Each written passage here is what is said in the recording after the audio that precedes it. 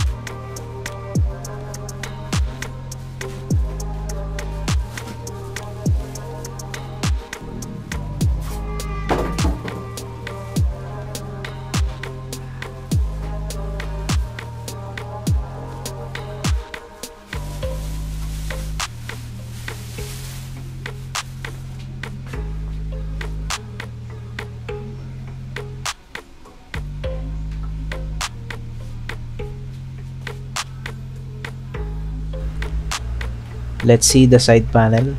By the way guys, naka-tempered glass na rin siya.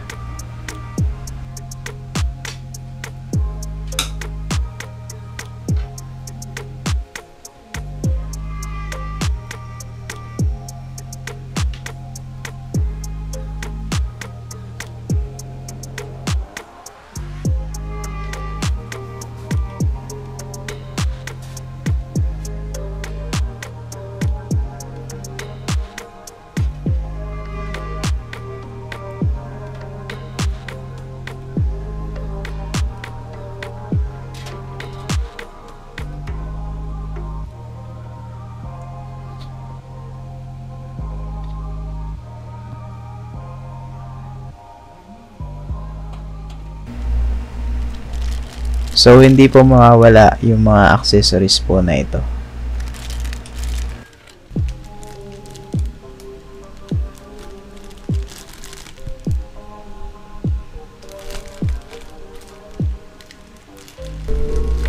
Meron siyang extra cover.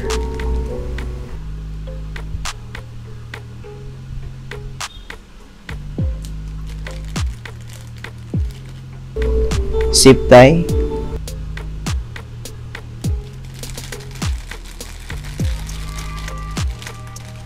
Three pieces of rubber grommets,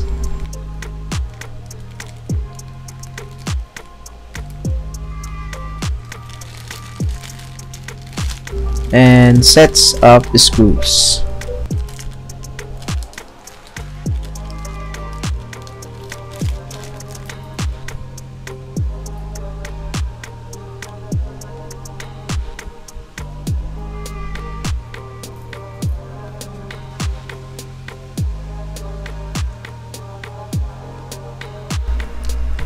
Buksan naman natin yung kabilang panel.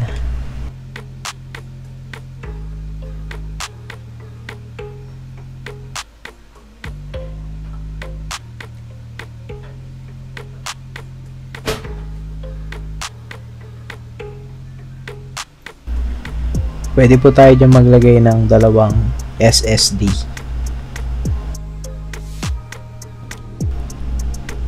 And dyan naman po pwede po tayo dyan maglagay ng dalawang standard size na hard disk.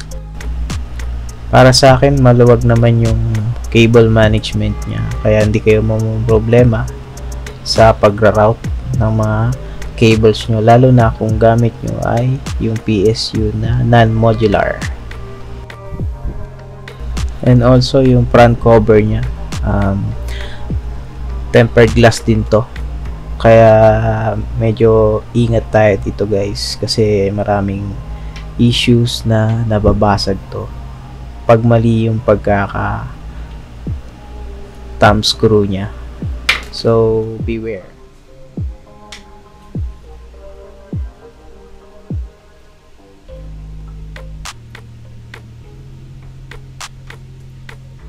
So dito po sa Hawani Flow, ang kanyang front panel ay naka-mesh type na, compare po dun sa version 1 ni Hawani na medyo kapos sa airflow.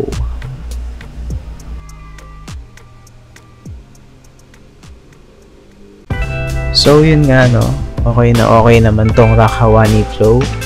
Hindi naman tinipid yung mga materials na ginamit sa kanya. Tapos yun nga, naka mesh type na rin yung harapan. Ang PC case po na ito ay bang for the buck.